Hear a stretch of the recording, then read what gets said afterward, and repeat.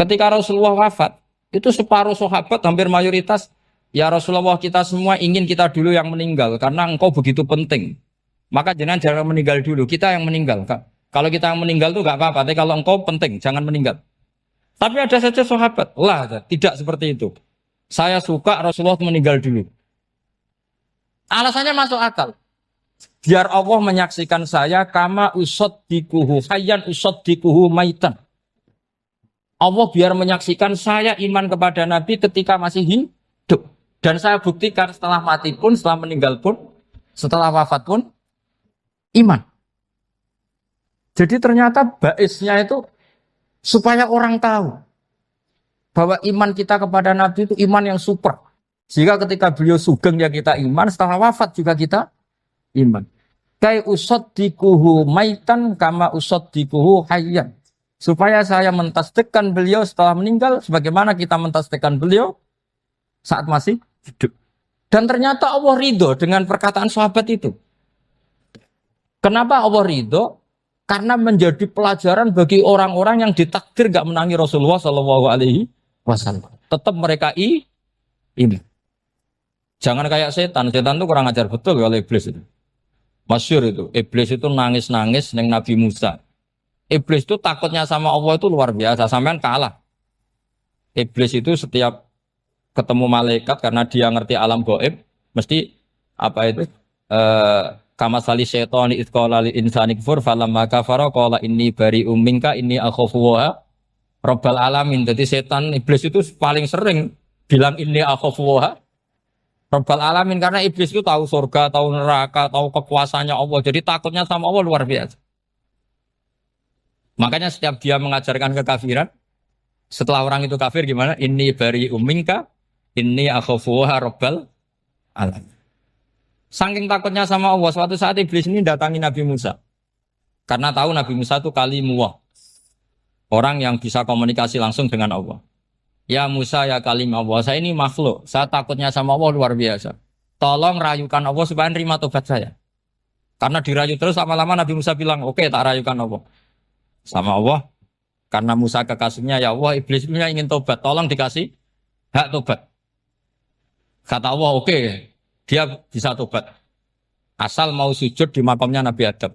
Karena kesalahannya dia gak mau sujud sama Nabi. Semenang Nabi Musa karena ada cara untuk iblis menjadi tobat. Dikasih tahu sama Nabi Musa. Alhamdulillah kamu diterima tobatnya. Syaratnya apa? Sujud ke kuburannya Nabi Adam. Wah iblis ya tahu aslinya terus. Asjuduhu maitan wa qatla asjuduhu hayyan. Zaman urip aku ora gelem, mbok wis mati. Oh dasar setan itu. Zaman urip aku ora gelem wis mati mbok kon sujud. Kumat maksudnya terus ya sudah terus sampai sekarang akhirnya. Kalau sekarang sudah tidak mungkin lagi karena nggak ada Nabi Musa. Jadi ijtihadnya sahabat melihat wafatnya Rasulullah itu beda-beda dan ternyata semuanya diridhoni Allah. Karena ternyata yang suka Nabi wafat dulu adalah ingin supaya umat Islam tetap mencintai beliau. Iman sama beliau, tasdik sama beliau. Sebagaimana tasdik zaman sugeng. Makanya kita harus mencintai guru-guru kita. Uhibbuhu maitan kama uhibbuhu hayyan. Saya sampai sekarang itu ya merasa Mbah Mun itu tidak meninggal. Saya masih merasa kalau bapak saya tidak meninggal. Karena kita mencintai beliau-beliau ketika hidup dan ketika wafat itu sah. Karena beliau-beliau sama kita juga seperti itu. Rasulullah itu ketika mendekati wafat, ya bahasa halusnya intaqala ila rafiqil a'la. Itu Nabi kalau ngedikan tuh rileks sekali. Hayati khairun lakum wa wafati khairun lakum. Cong aku nak uripku ya apik. Engko nak aku wis kapundhut ya apik. Fa amma hayati fali asunna lakum as-sunan. Sebagian riwayat fa innakum tuhadditsuna anni wa uhadditsu ankum. Kalau saya masih hidup, saya bisa mengajarkan kamu sunnah. Mengajarkan kamu tradisi-tradisi yang benar. Dan ketika aku mati, ketika aku sudah wafat, maka saya jejer Allah, kata Nabi. Saya berdampingan dengan Allah, maksudnya dekat Allah. Tentu bila kaifin walan hisab. Terus sudah fa'inna amalakum, amal-amal kamu diperlihatkan ke saya. Belum yang saya sudah dekat Allah, kalau amal kamu baik, saya muji Allah. Kalau amal kamu buruk, saya langsung mintakan ampun kepada Allah. Jadi Nabi rileks sekali. Artinya saya hidup bagus karena bisa ngajarkan kamu as-sunan wa syara'i'. Kalau saya wafat karena saya dekat Allah. Kalau kamu baik, saya muji Allah. Kalau kamu buruk, saya mintakan ampun kepada guru-guru kita juga seperti itu. Justru setelah wafat, beliau-beliau punya kesempatan dekat sama Allah, dekat sama Al-Malail A'la sehingga mendoakan apa? Nah terus kata Sayyid Muhammad, wala taqulu lima yuqtalu fi sabilillahi amwat. Kamu jangan pernah berkeyakinan atau berpendapat atau berkomentar kalau orang-orang yang mati fi sabilillah adalah berstatus apa?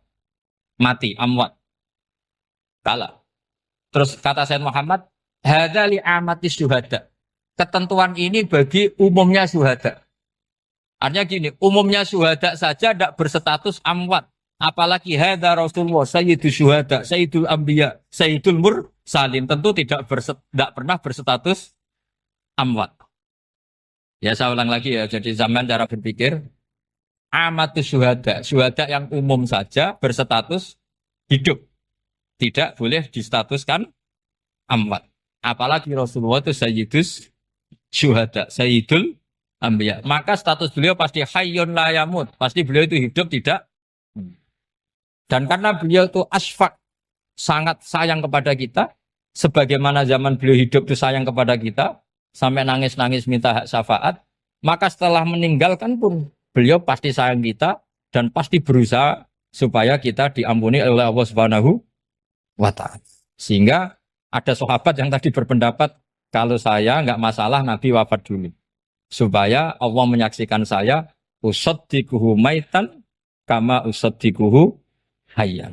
Jadi ini cerita ya, cerita sudut-sudut mana. Fikih itu penting sekali. Kata Sayyid Ali yang Shahibus Simtud Durar itu, wabihi qiwamus syariah. Yang bisa mengawal syariat itu hanya fikih.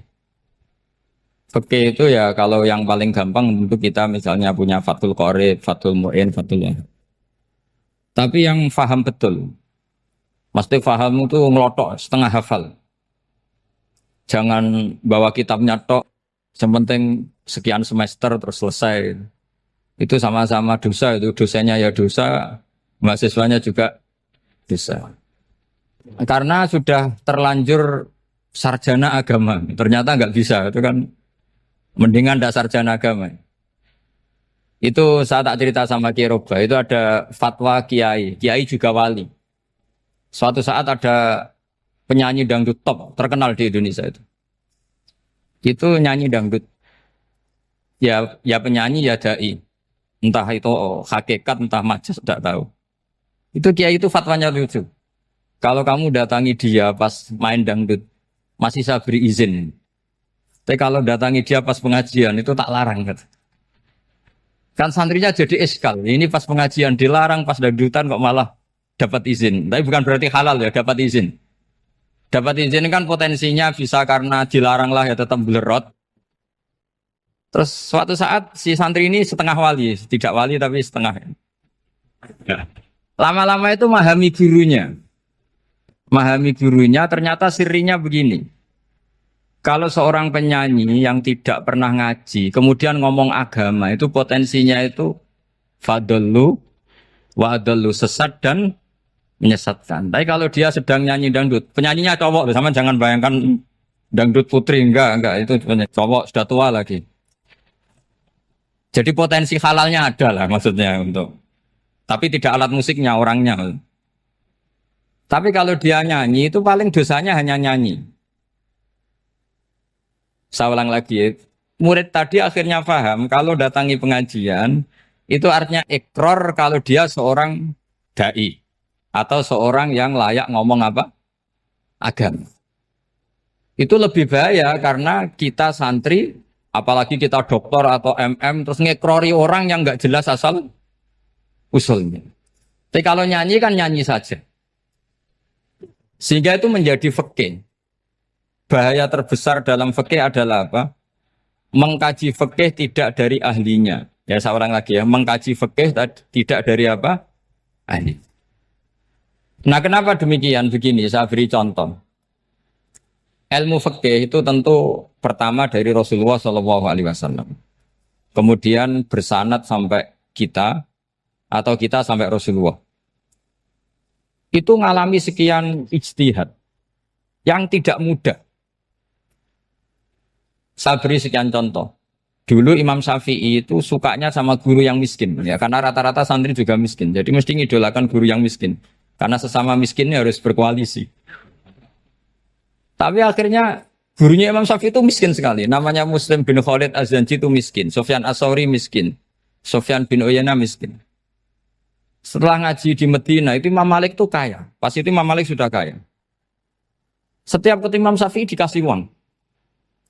Sampai ketika Imam Malik itu bilang, kamu sudah alim, ilmu saya sudah habis, kamu ngaji sama yang lain. Sama siapa? Kata Imam Malik, orang yang sealim saya sudah meninggal, namanya Abu Hanifah.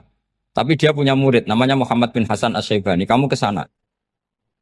Terus Imam Malik datang ke Baki. Dulu Baki itu pasar rental, ya Grab lah kira-kira sekarang. Untuk mengumumkan, siapa kafilah yang mau ke Irak?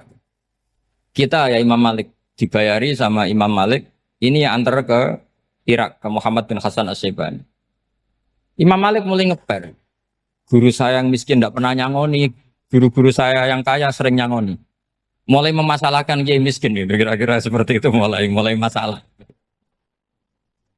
Setelah datang ke Irak di Muhammad bin Hasan Asy-Syaibani itu si Muhammad bin Hasan Asy-Syaibani itu kalau ngitung uang itu di meja tamu. Jadi punya emas lantaan, punya uang. Kira-kira kalau Indonesia punya rupiah, punya dolar, dihitung itu di ruang tamu. Kata Imam Syafi'i, saya dengan Imam Malik saja enggak serk, ini lebih kedonyan lagi kiai. Ngitung uang itu di ruang tamu. Terus akhirnya si Muhammad bin Hasan Asy-Syaibani ini ahlul usul, dia pakar usul. Kamu heran sama saya? Iya, kiai kok kedonyan. Dia ngomong gitu.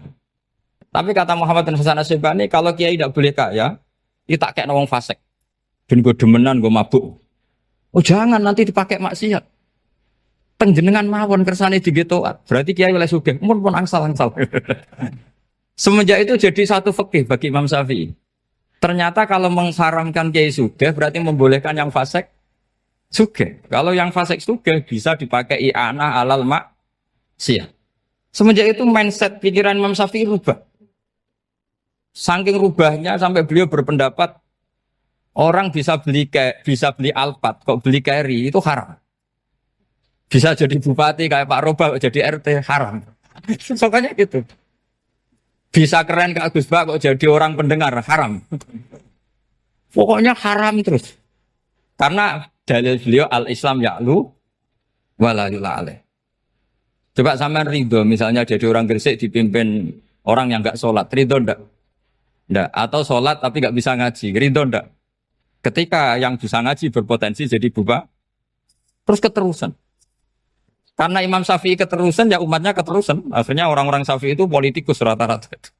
Ya, makanya sama jangan kaget sama Baruba. Kakak saya wakil bupati ini. Putranya Mbah Mun ada yang wakil apa? Gubernur. Dulu Gus Wahid yang menteri agama. Itu asal usul dari perubahan fikih, mindset, cara berpikir Imam Syafi'i. Jadi dulu itu fikih ditemukan itu jelimet, ada perdebatan. Itu tidak hanya pada level ulama, pada level Nabi pun ada perdebatan. Jadi jangan kira Nabi itu tidak debat, ya debat. Nabi itu asal seangkatan itu mesti debat, termasuk debat dengan malaikat. Jadi kalau perlu ya debat sama apa? Karena malaikat itu kan lugu itu gak iso mikir. Karena kalau malaikat iso mikir bisa jadi rektor. Nanti kasihan Pak Salam ini. Malaikat gak boleh jadi rektor. Malaikat Israel itu nggak tahu etika. Jadi beliau ketika mau membunuh, mencabut nyawanya Ibrahim datang, ya Ibrahim saya ini disuruh nyabut nyawa kamu. Kata Ibrahim, wah kamu itu pasti salah. Kamu tahu saya siapa? Saya ini Khalilur Rahman, kekasih Allah. Masa kekasih membunuh yang dikasih? Ini nggak benar, logika itu nggak benar. Pasti kamu salah. Karena Israel itu tidak bisa debat. Ketika ditanya, hal ra'aita khalilan yumitu khalilah, masa kekasih membunuh yang dikasih? Saya ini Khalilur Rahman. Masa Allah mencintai saya kemudian membunuh saya, itu logika agak bener. Tidak keliru, kamu itu keliru. Israel akhirnya terbang lagi. Ya Allah, katanya logika saya ini salah. Karena masa kekasih membunuh yang dikasih. Karena Israel nggak pernah sekolah, nggak pernah sekolah. Nggak bisa dia jawab. Akhirnya diajarin Allah. Dah kamu bilang gini ke Ibrahim. Hal ra'aita khalilan yakrahu ayyalqa khalila. Masa kekasih tidak siap ketemu yang dikasih. Dibalik logikanya. Akhirnya datang lagi ke Israel. Kata Allah begini. Masa jenengan kekasihnya tidak siap ketemu yang kau kasih. Oh ya oke mati gak apa-apa.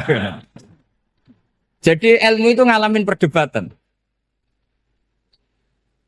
Jadi saya datang murni karena Kiai Mas Buhin, bukan karena MC. Itu dosa besar kalau saya datang karena MC. Karena saya punya kewajiban yang lebih besar. Jadi yang bisa mengalahkan adalah a'dzama minhu, yang super besar. Karena jelas ada riwayat inna min abaril birri silatar rojuli ahla wuddi abi. Ya, inna min abaril birri silatar rojul ahla wuddi abi. Di antara kebaikan yang sangat baik adalah seseorang menyambung teman bapaknya. Padahal sampean kan nggak mungkin teman bapak saya. Teman saya aja nggak mungkin, nggak level apalagi bapak saya kan. Jadi malah mohal itu. Saya berkali-kali cerita di mana-mana cerita, fikih itu harus dievaluasi. Karena ini masalah furu'iyah. Saya berkali-kali cerita di mana-mana cerita. Hukum berteman orang fasik gimana? Pasti orang jawab haram karena takut ketularan orang fasik. Tapi kalau dibalik, hukumnya bina orang fasik gimana? Ya baik, umatnya Nabi. Bisa bina kalau berteman. Kamu bisa bina orang fasik tanpa berteman? Gak bisa. Jadi kalau dibalik, hukum berteman orang fasik gimana? Haram. Hukumnya bina orang fasik? Baik. Bisa bina kalau berteman. Berarti berteman orang fasik? Ya terus nanti pada level lapangan sih gampang. Kalau yang soleh membina yang fasik dan yang fasik ketularan yang soleh, maka ternyata kalau yang soleh ketularan fasik ya berarti ternyata buruk. Tapi kan hukum masa nunggu kenyataan kan jadi nggak hukum. Di mana-mana hukum itu kan ada asumsi karena ini masalah ijtihad. Nah itu yang dilakukan para ulama kita. Jadi sampean harus mengkaji fikih secara detail karena tidak hanya kita yang khilaf. Nabi-nabi juga khilaf dalam menentukan dakwah ilallah. Wali-wali kita kayak Abdul Hasan Asyadili sama Sayyid Abdul Al-Haddad itu juga. Imam Ghazali ya khilaf. Imam Suyuti itu kalau ketemu Al-Qastolani itu saling tidak nanya, saking nggak cocoknya. Masyhur itu. Jadi ulama ora cocok. Bedanya nak saiki perkara partai. Kalau orang dulu enggak. Karena pakai asumsi. Pakai asumsi karena memang susah. Enggak misalnya memang tak bedai, tak beri yang di enggak misalnya ada orang rukuk kemudian kentut. Itu sholatnya batal apa enggak? Enggak, jawab saja. Enggak, orang sholat kemudian pas rukuk kentut atau kelihatan auratnya. Sholatnya batal apa enggak? Batal. Itu keliru nih sampean, itu salah dosennya mesti itu. Pertanyaannya gini, yang dikatakan sholat itu kan aqwalun wa af'alun muftatahatun bitakbir muftatamatun bitaslim. Lalu ketika sampai rukuk apa sudah namanya sholat jika kamu katakan batal? Namanya sholat aja belum kok sudah kamu katakan batal gitu.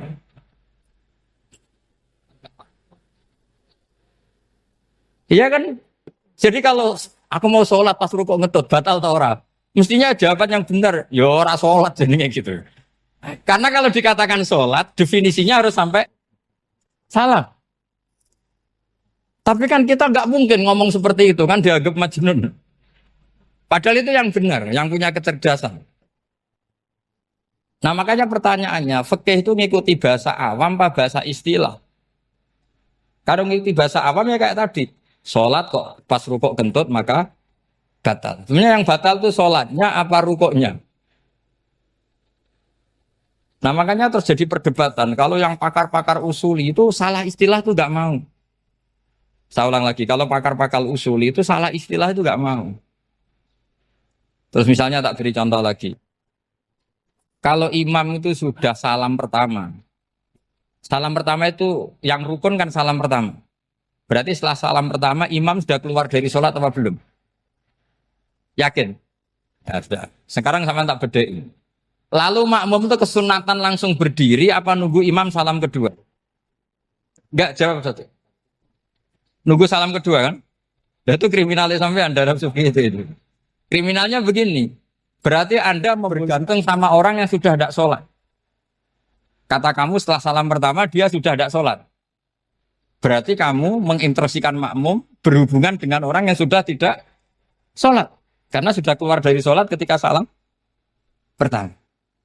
Kalau kamu di debat gitu gimana jawabnya? Pusing kan? Berarti robtul makmum bisolatiman sing wis laisa fi sholatin. Berarti menggantungkan sholat sama orang yang sebetulnya sudah tidak sholat. Ada yang jawab, sebagian ulama fikih tetap disunatkan menunggu salam kedua. Karena salam kedua itu masih paket meskipun tidak rukun.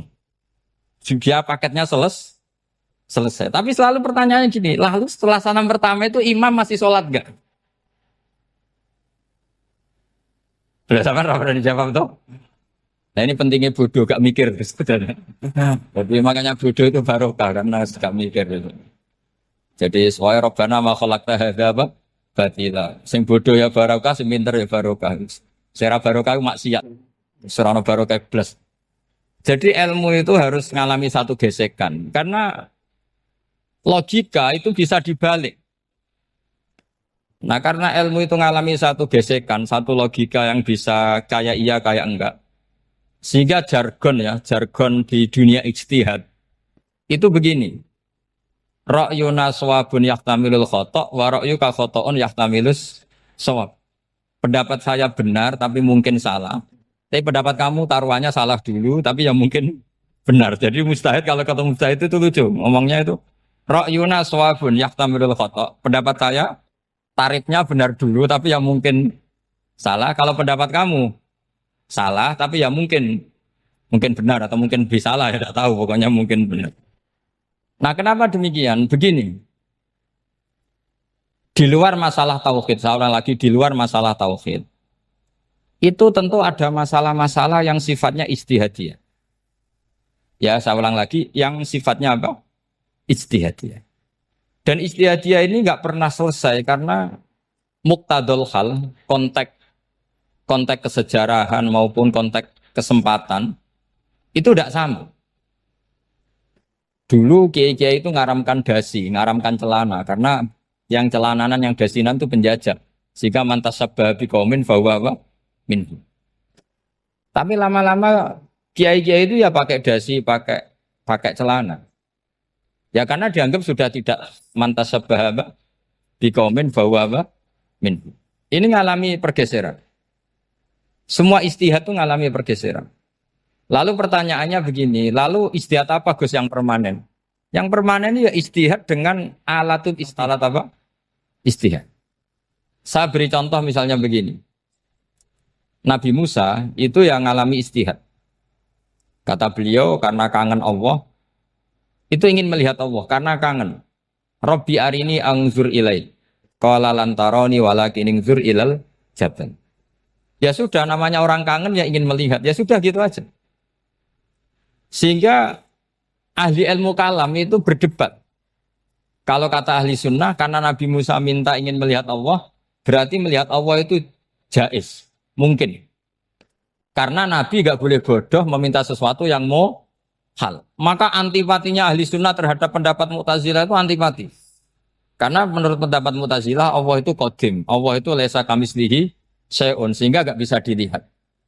Pertanyaannya adalah berarti Nabi Musa meminta sesuatu yang mau hal. Itu bodoh sekali sampai nggak tahu mana mau hal, mana apa? Jaiz. Makanya kata Imam Ghazali, masa Nabi Musa yang Nabi nggak tahu kalau melihat Allah itu mau hal. Sampai minta berarti nganggap itu jaiz atau boleh. Itu cara pandang orang-orang ahli sunnah apa? Wal jamaah. Tapi tetap saja sebagian ulama itu ya balelo. Yang kayak Mu'tazilah itu ya balik loh. Cara berpikir pokoknya itu karena kangen, bukan karena mungkin atau tidak mungkin.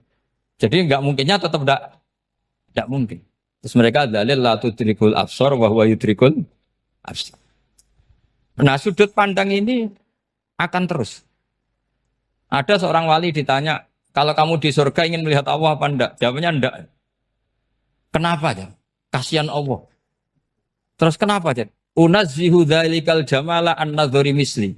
Saya tidak ridho Allah yang hebat, yang keren, kemudian sing delok di rumah aku wong resik. Koyok gak ngergani pangeran. Sebenarnya sing delok Allah ben golongane Nabi Muhammad, Nabi Ibrahim, kowe ra usah ngilangi keren. Maksudnya itu. Jadi ada ulama itu jadi wali kalau sholat itu karena di soft belakang. Tapi jangan ditiru. Itu kan gak lazim ya. Lazimnya kan afdhalus sufuf as-saful awal. Ketika ditanya, kenapa kamu kalau sholat di belakang? Cek GR koyok wani suwan pangeran gak ngarep. Aku sungkan dadi kok guli. Kalau zaman kan karena males bukan karena sungkan. Jadi itu artinya rasa ya. Makanya nggak bisa, nggak ada istihad itu tidak mungkin karena perasaannya orang itu beda-beda. Itu Sayyid Abdul Al-Haddad itu kalau ngendikan masyhur. Man da'a li dzalimin fil baqa faqad ahabba yusawwah fi ardi. Orang yang mendoakan orang fasik masih hidup, gak mati-mati, itu berarti suka kalau Allah dimaksiati di buminya. Wong fasik kelakuannya rak maksiat, nak mbok dongakno mari. Itu berarti kamu ingin Allah didurakani terus menerus karena si fasik masih hidup. Tapi kalau Abu Hasan As-Sadili cara ngendikan gini, kalimatnya persis. Man ahabba alla yusawwahu fi ardi faqad ahabba alla tadhharu maghfiratuh. Orang yang ingin dunia ini steril gak ada maksiat, maka sama saja berkeinginan tidak melihat luasnya maghfirahnya Allah. Sama-sama wali besar. Tapi cara pandang hubungannya dengan Allah seperti itu. Jadi mau tidak mau, istihad itu mau tidak mau. Makanya tidak usah dipertentangkan misalnya cara berpakaian, cara apa. Yang penting sesuai aturan Islam ya sudah. Karena ini urusan rasa. Urusan apa? Rasa. Itu Syekh Hasan Basri itu sering jagongan sama Robiah Hadawiyah. Itu secara fikih salah. Tapi pas itu ulama fikih ditanya, kenapa Anda tidak komentar terhadap dua wali besar yang sering ketemu? Andaikan semua santri seperti itu, akan saya halalkan. Karena nggak mungkin punya nafsu. Sehingga fikih dulu memang masih asli. Kamu lihat di takrib misalnya, lelaki melihat perempuan itu nggak boleh kecuali sekian alasan. Termasuk boleh itu lil taklim karena mengajar. Atau lil muamalah. Nah, ini yang mulai masalah. Ada warung kopi, penjaganya cantik. Santri-santri ngopi. Ini lil muamalah. Kan kasus ini. Mau disalahkan tuh ada takbirnya.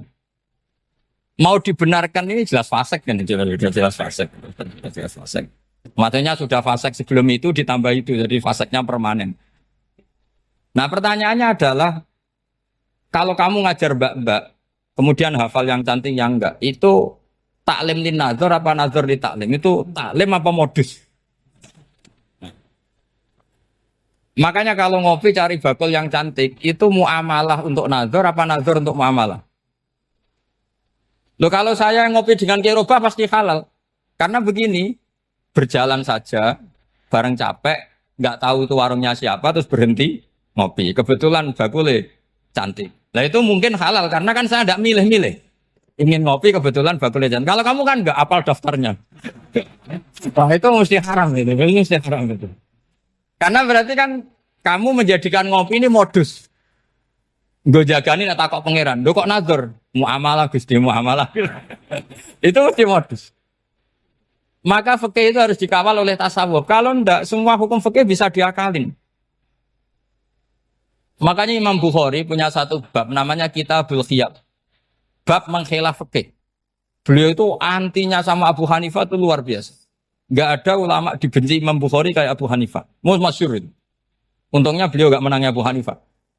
Kalau menangi geger terus. Bisa faksul masail terus.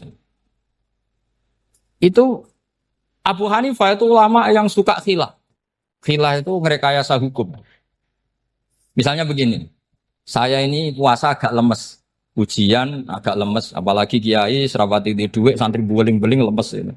Apa mangan itu kan, wah, poso-poso kok mangan kan gak keren. Supaya saya bisa makan dan halal, saya bisa ngajak Kiai Robai ya jalan-jalan. Jalan-jalan nyari yang jarak 2 marhalah, ya sudah. Terus bisa makan. Kalau ditanya Allah kok makan? Musafir. Jadi bolehkah insya safar menciptakan pergi demi untuk supaya boleh iftar? Boleh enggak cara jenengan? Enggak boleh, alasannya apa? Kan pergi. Perginya juga enggak maksiat. Itu khilaf. Tapi Sayyid Muhammad, Abuya Sayyid Muhammad, Muhammad bin Alawi, Sayyid Muhammad, itu membela Abu Hanifah. Artinya membela jangan semua khilaf itu diharamkan. Karena itu cara, saya ulang lagi, karena itu cara untuk mengawal bahwa hukum Allah itu luas. Karena kalau nggak ada khilaf itu ya kita kesulitan. Kita kesulitan.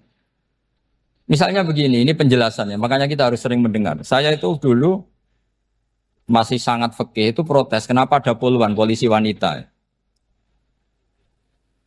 Itu kan pekerjaan cowok ya, pekerjaan pria. Tapi setelah mendapat penjelasan dari polisi itu alasannya masuk akal, Gus. Kadang-kadang orang nakal itu menyembunyikan narkoba itu di alat wanitanya. Itu kalau semua lelaki polisi kayak jenengan itu kan masalah itu. Sehingga memang harus ada polisi wanita karena sebagian pengedar narkoba itu perempuan dan menyembunyikannya di tempat itu. Kalau semua polisi cowok kan gak kebayang. Sehingga kita akhirnya mendengar membolehkan polisi itu wanita. Ada wilayah yang harus wanita. Begitu juga ada pertanyaan, kenapa sih dokter kandungan itu cowok? Saya punya banyak santri yang muhibin saya itu dokter kandungan. Tak tanya, kamu itu kok cowok kok jadi dokter kandungan? Kan pekerjaannya seperti itu. Dia jawabnya lucu. Dari 10 yang tes jadi dokter kandungan, itu yang cewek itu lulus 2. Yang cowok lulus semua. Karena ketika cewek dites melihat ketuban pecah darah itu langsung pingsan. Sehingga yang secara psikologi dablek itu kan memang lelaki. Jadi roh wongnya sewakit santai. Kadang nggak lahir-lahir dintaini nang jopo rokokan santai. Itu kalau cewek yang jadi dokter kandungan itu nunggu jam 11, jam 4 sudah pingsan. Nah ini cerita, bukan berarti saya menghalalkan, enggak. Kita harus mendengar, saya ulang lagi, kita harus apa? Dan itu setelah mendengar, itu nanti jadi disiplin ilmu, yaitu namanya fikih. Karena ilmu fikih itu sebetulnya gampang. Sampai kalau ngaji i'anah, itu kelihatan fikih itu gampang, karena ada logika yang terbangun. Misalnya begini, orang kalau tawaf itu disuruh agak jauh dari Ka'bah. Jangan sampai nginjak sadarwan. Karena sadarwan itu pondasi itu ikut Ka'bah. Kenapa begitu? Ya jenenge ra muteri Ka'bah, ide-ide Ka'bah. Jadi sebenarnya sederhana logikanya. Sing jenenge muter itu di luar itu kita muter. Nah kalau nginjak pondasinya namanya gak muteri Ka'bah tapi ide-ide Ka'bah. Ya jadi sederhana sebetulnya ya masuk akal. Jadi fikih itu nggak ada yang iskal, sebetulnya masuk akal. Tapi karena kita nekuni itu tidak serius, maka terus jadi paradok. Saya beri contoh lagi, ini sebagai penghormatan saya sama Kiai Mas Bukin, karena ini sudah namanya fakih. Kalau ada ayam jago ditabrak truk, terus kejet-kejet, kan dibiarkan pun mesti mati. Karena gerakannya sudah harokatul masbuh.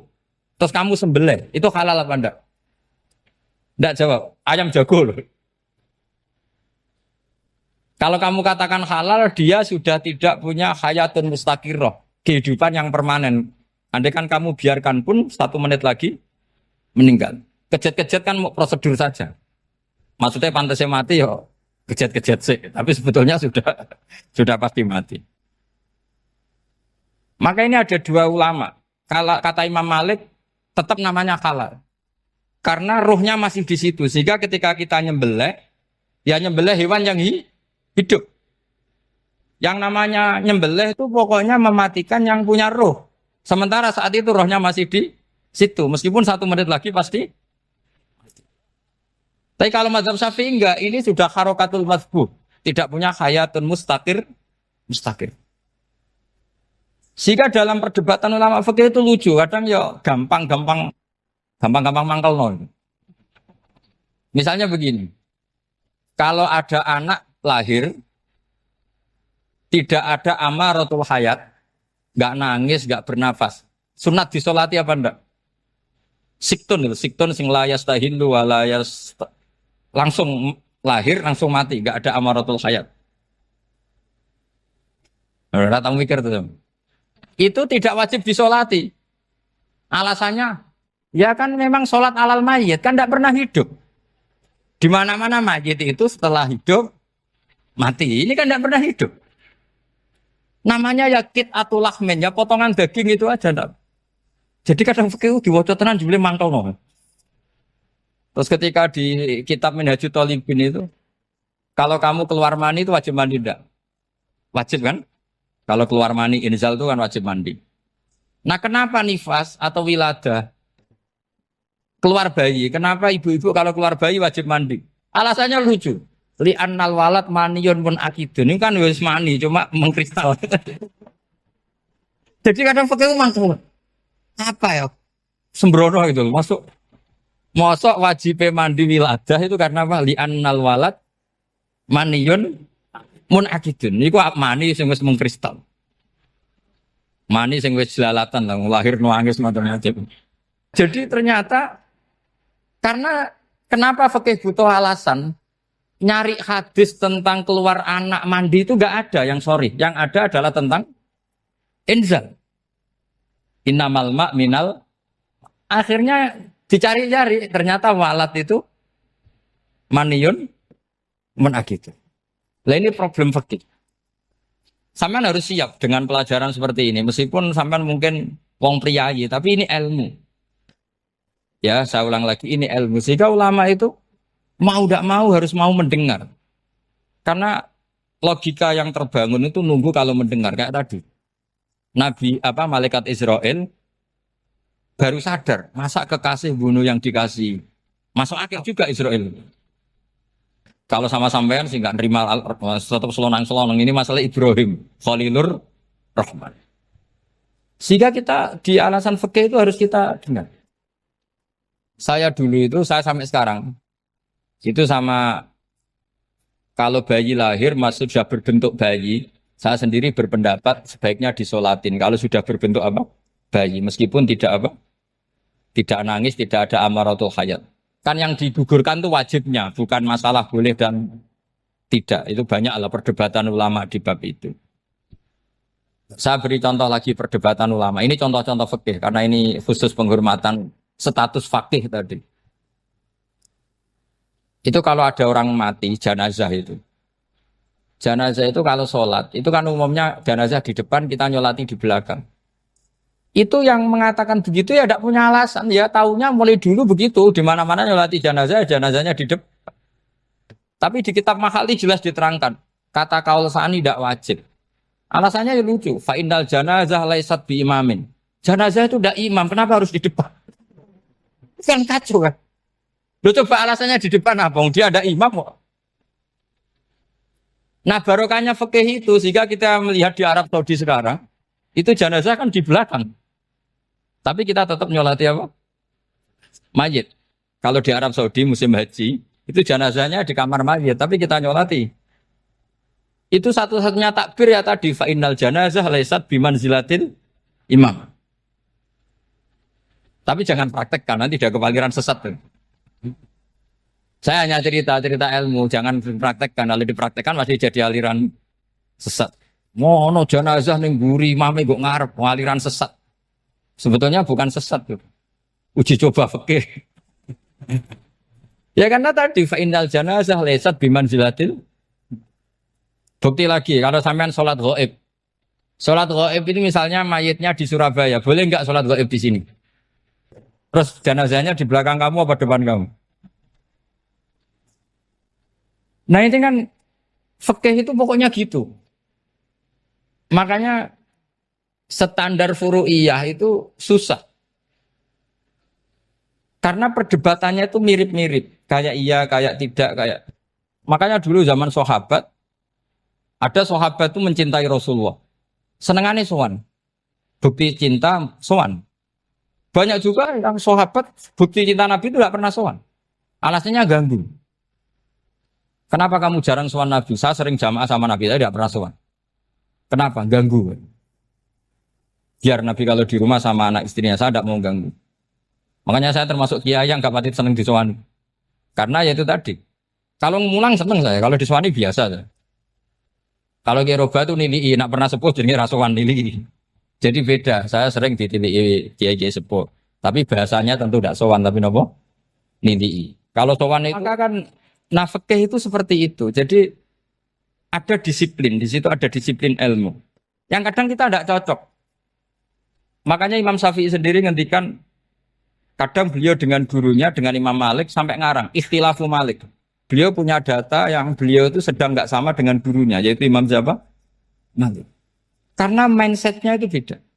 Tidak sampai misalnya saya tanya, sholat itu harus menghadap kemana? Tidak, jawab saja. Kiblat kan. Ukurannya apa coba? Namanya madhep. Wajah apa dada? Imam Syafi'i milihnya dada. Sekarang praktekkan dalam dialog keseharian. Saya jagungan sama Kiai Roba seperti ini, terus wajah saya begini, madhep enggak? Nah itu masalah. Terus pertanyaannya, madhep dengan dada itu fis sholat apa fil qiyam?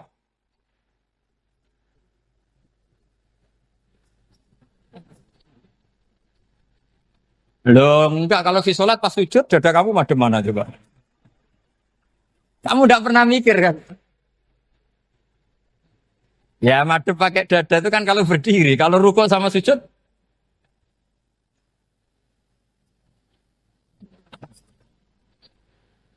Loh itu ulama itu jelimet gitu. Makanya jarang yang menekuni profesi ulama itu. Karena menekuni proposal banyak, karena memang susah. Jadi ulama itu orang yang cara berpikir sudah aneh. Sehingga mereka detail. Maksudnya menghadap itu apa? Ukurannya kalau berdiri ya dada, tapi nggak bisa kamu katakan atawajjuh bisodri aturan dalam sholat, fikuli sholat. Pertanyaannya lah kalau rukuk sama sujud, dadanya menghadap kemana coba? Maka itu ilmu yang sudah jelimet. Nah ulama usul fikih, ulama yang nggak mau salah per detail hukum. Sehingga menurut Imam Rafi'i, misalnya kalau beliau ditanya sujud itu gimana ya asal wat ujabha ya sujud. Tapi kalau menurut Imam Nawawi harus melibatkan 7 apa? Anggota, yaitu al-jabhah, wal yaden, warrubaten, wal qadamain. Oke, Imam Nawawi kita ikuti. Tentu keseharian kita pakai Imam Nawawi. Yaitu berdasar hadis umirtu an asjuda ala sab'ati yumin al-jabhah, wal yaden, warrubaten, wal qadamain. Berarti berapa? 7. Tapi pernah saya cek di kitab karangannya Imam Syafi'i ketika beliau ngendikan saya suka kalau orang sujud itu melibatkan 7 anggota berdasar hadis ini. Tapi kata beliau wayah tami itu dan bisa saja sujud yang watul jabhah itu sudah cukup. Terus kata Imam Syafi'i, limada karena Nabi ketika sujud itu hanya ngendikan begini, sajadalaka wajhi wa sam'i wa basori. Gak ada di hadis wayadi, warubati, wakodami. Ya sudah akhirnya. Nah, itu sudut pandang. Terus gugatan kedua begini. Ada orang Muslim yang sujud sama berhala. Untuk menjadi murtad itu harus 7 anggota apa cukup fatul jabah alal ardi? Untuk sah menjadi murtad itu. Untuk sah menjadi murtad cukup fatul jabah alal ardi harus 7 anggota. Untuk keabsahan murtadnya itu. Tidak jawab. Makanya ini tugas dosen-dosen ini meminterkan ini. Karena namanya sudah faqih. Faqih itu ahli faqih yang detail namanya faqih. Kalau ini mutafaqih. Jadi bukan tafakuha tapi tafakuha. Kayak tamarodon. Jadi wazannya nanti itu wal idhari ma laysa fil waqi'. Jadi ini bukan gojlok, ini memang marah saya ini. Jadi kalau sudah pakai gelar fakih, harus fakih betul. Nah, mohon kalau mengkaji fikih itu harus detail. Minimal takrib itu setengah hafal. supaya konstruksi ilmu itu utuh. Ya sama lagi konstruksi ilmu itu, karena ilmu itu mesti ada yang apa ya? Ya rodok setengah salah itu, tapi disalahno ora kena. Ndak sampean tak bedheki, nak pancen bener langsung tak angkat jadi rektor. Nak bener tuh. Coba rukun sholat pertama itu apa coba? Rukun sholat pertama. Niat. Niat sama berdiri dulu mana? Ayo niat dulu baru berdiri, apa berdiri dulu baru niat? Berarti niat sama berdiri dulu mana? Rubah kan? Artinya kita mau bilang tartib urutannya niat berdiri takbir gak bisa. Yang dikatakan niat itu apa? Qasdus syai' muktaronan bifi'lihi. Berarti niat sama takbir harus bareng apa urutan? Bareng. Terus dengan qiyamnya urutan apa bareng? Bareng apa urutan? Loh enggak, kalau urutan berarti takbir dulu duduk baru berdiri. Nah maka seperti ini itu mau tidak mau kita salah. Dikatakan tartib ya salah. Dikatakan serentak ya salah. Cuma karena kita bodoh gak tahu mikir itu. Alhamdulillah kan di situ itu. Loh coba niat sholat loh. Niat takbir qiyam dulu man. Niat takbir qiyam dulu mana coba? Dulu qiyam. Enggak ada kitab yang mengatakan arkanus sholat awaluha. Oh dianggap kitab kriminal maksudnya. Makanya ngendikan ulama-ulama di sarah-sarah mau tidak mau sebagian istilah itu tasamuh. Tasamuh itu wis tiga gampang ngono kok repot. Karena kita tidak bisa detailnya. Coba misalnya puasa. Puasa Ramadan itu wajib apa? Tabi itu niat, nginep no niat. Sing darani nginep itu umure lama apa enggak? Lama kan? Sekarang sebelum 2 menit kamu baru niat, sah apa enggak? Sah. Itu sempat nginep apa enggak 2 menit itu? Enggak sempat kan? Jadi ilmu itu makanya kata ulama-ulama pokoknya ilmu itu mesti ono unsur tasamuh. Tasamuh itu ya tiga gampang. Apa? Tiga gampang. Misalnya Imam Syafi'i berpendapat mashu ba'dir roksi. Itu kata beliau walau sya'rotan fi hadir roksi. Meskipun satu rambut asal masih di wilayah kepala. Tapi kalau rambut itu dikeliwir, dibasuh di sini enggak sah. Karena sudah keluar dari batas apa? Kepala. Imam Syafi'i cara berpikir kan ya ngene iki jenenge basuh sirah. Tapi cara Abu Hanifah enggak. Ya enggak, yang namanya megang kepala itu ya minimal 1/4. Masa gitu dikatakan megah. Lalu ulama usul fikih itu berdebat. Sesuatu itu sesuai masodaknya. Masodak itu yasduku alaihi kada. Yaitu ini tadi saya cerita ke Ibu Khen tentang ngaji Jamul Jawame. Ini ilmu yang di Jamul Jawame. Sesuatu itu ukurannya mayasduku alaihi kada apa dengan takrif definisi. Misalnya gini. Sholat itu batal dengan makan. Kalau kamu sholat makan batal enggak? Enggak, jawab saja. Batal. Itu satu upo apa satu piring? Enggak, jawab saja. Satu upo sudah batal. Sekarang bab makan di ngormat tamu. Cong tamuku keimangan. Iku sak upo apa sak piring? Nah ini kan tidak fair. Di bab tamu makan satu piring, tapi di bab sholat satu upo. Maka pertanyaannya, lalu penamaan sesuatu itu berdasar masodak, mayasduku alaihi ismu kadza, atau berdasar uruf?